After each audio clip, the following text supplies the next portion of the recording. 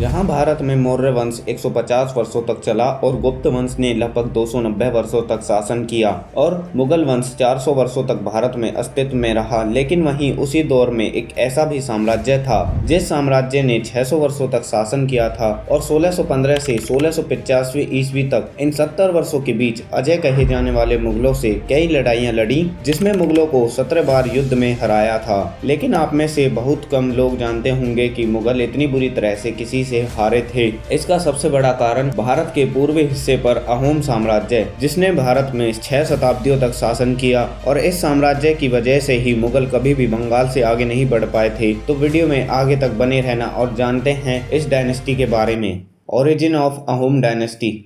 Ahom dynasty का उदय भारतीय उपमहाद्वीप के पूर्वी क्षेत्र में हुआ था, जो कि अब असम राज्य है। इस राजवंश की स्थापना दक्षिणी चीन में वर्तमान यूनान क्षेत्र के ताई भाषी जातीय समूह के लोगों द्वारा 1228 ईस्वी में की गई थी। इस वंश के उदय का श्रेय उनके पहले राजा चाओलिंग सुकाफा के विजन और लीडरशिप को दिया जाता है। सुकाफा, जो एक नई मातृभूमि की तलाश में अपने 9000 अनुयायियों के समूह के साथ पटकाई रेंज से होते हुए, जो कि आज के समय में चाइना और म्यांमार के बॉर्डर के बीच स्थित है, ये लोग यूनान से प्रवास के बाद ब्रह्मपुत्र घाटी में पहुंचे थे और यहाँ की उपजाऊ मिट्टी को देख और यहाँ का वातावरण इनके अनुकूल होने की वजह से ये यहाँ पर बस गए और एक किंगडम के रूप में आगे ये जाने गए। Political system of Ahom dynasty. अगर आप कहीं नई जगह रहने के लिए जाते हैं और आप वहाँ लोगों से मिलते हैं, उनका बिहेवियर और रुतबा देखते हैं, अगर आपको सब कुछ अपने हिसाब से ठीक लगता है तो आप भी एक तरह से अपने टौर में आ जाते हैं। इसी तरह से इन यूनानियों को भी ब्रह्मपुत्र घाटी में रूरल ट्राइब्स का सामना करना पड़ा था, लेकिन उनके साथ इन्होंने एक शांतिपूर्ण संबंध स्थापित किए और सुकाफा जैसा एक मजबूत लीडर होने की वजह से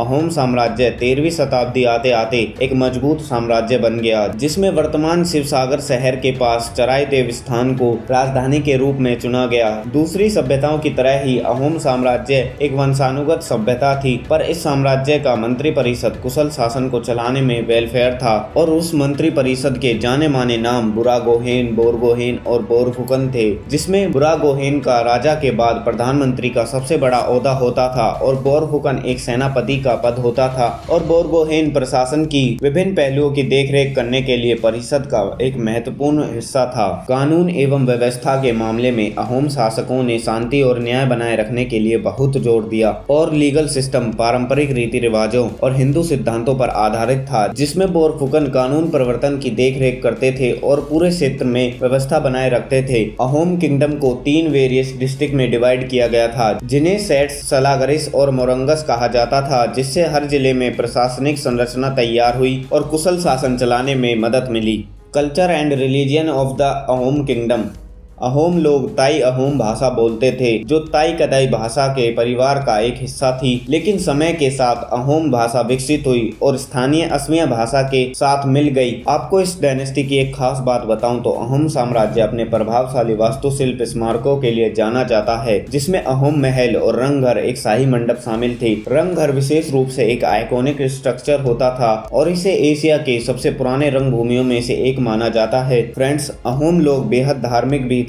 अहोमी अपने पारंपरिक धर्म का पालन करते थे, जिसे एक आचरण धर्म के नाम से जाना जाता था। इसमें पूर्वजों के प्रति पूजा, प्राकृतिक तत्वों के प्रति श्रद्धा और विभिन्न देवताओं में विश्वास शामिल था। अहोम साम्राज्य के राजा को स्वर्ग देव माना जाता था और धार्मिक मामलों में उनका एक विशेष स्थान होता था। लेकिन आने वाले टाइम में ये लोग हिंदू बन गए थे। जैसे ही अहोम साम्राज्य पड़ोसी राज्यों के साथ व्यापार और सांस्कृतिक आदान प्रदान से हिंदू धर्म से कनेक्ट हुआ, तो हिंदू तत्व उनकी धार्मिक प्रथाओं में मिलने लगे और धीरे धीरे उन्होंने हिंदू देवी देवताओं के रीति रिवाजों को अपना लिया और हिंदू देवताओं के साथ साथ उनके पूर्वजों की पूजा करने के लिए मंदिरों का निर्माण किया गया। ऐसा मान सकते हैं कि अहोम साम्राज्य में धार्मिक प्रथाएं इवेंचुअली अहोम परंपराओं और हिंदू धर्म का एक सिंक्रेटिक ब्लेंड बन गई थी। Ahom versus Mughal and Saraighat war. Friends, Mughal हर जगह एक अजय शक्ति थे, फिर भी वे उत्तर पूर्व भारत में पैर जमाने में कभी सफल नहीं हुए। नॉर्थ ईस्ट पार्ट मुगलों के लिए एक आकर्षक जगह थी। इसका कारण समृद्ध ब्रह्मपुत्र नदी जो कई प्रांतों से होकर बहती थी और इसलिए व्यापार की बहुत बड़ी अपॉर्चुनिटी थी और इस रीजन पर कंट्रोल करके कोई भी ट्रेड रूट को अपने कब्जे में कर सकता था। साथ ही ये क्षेत्र उपजाऊ था, इसका मतलब कृषि की प्रचुरता, जिसको मुगल अपने अधीन करना चाहते थे। देखिए, अहोम डायनेस्टी को अपने अधीन करने के लिए मुगलों ने कई छोटे बड़े युद्ध लड़े, लेकिन जैसे ही औरंगजेब सिंहासन पर बैठा तो जो ये युद्ध थे इन्होंने विराट रूप धारण कर लिया। सभी जानते हैं कि औरंगजेब मुगलों में सबसे ताकतवर राजा था, जिसके राज में मुगल एम्पायर का विस्तार 12.5 लाख वर्ग मील तक बढ़ गया था। इसी के चलते पूरे भारत पर राज करने के मंसूबे से औरंगजेब की सेना ने गुवाहाटी पर कब्जा कर लिया था